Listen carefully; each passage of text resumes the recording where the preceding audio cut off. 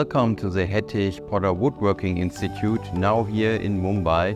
We are very happy to open this facility to upskilling the workers here in India, because we need much more woodworking technologists to properly enhance the people's life.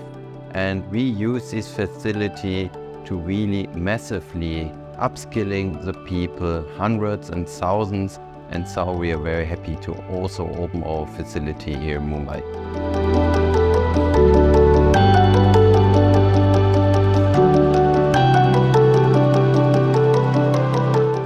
I'm very happy to be invited here today for the inauguration of the latest Hettich Poddar Woodworking Institute in Bhandup in Mumbai, which is the second of its art after Faridabad. When it comes to furniture fittings and when it comes to manufacturing and excellence and quality, what we need are skilled people in our environment.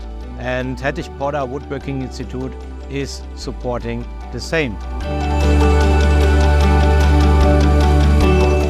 So the Hettich Poddar Woodworking Institute is our commitment to the Indian society, because we are training people, and they will develop our country and our industry.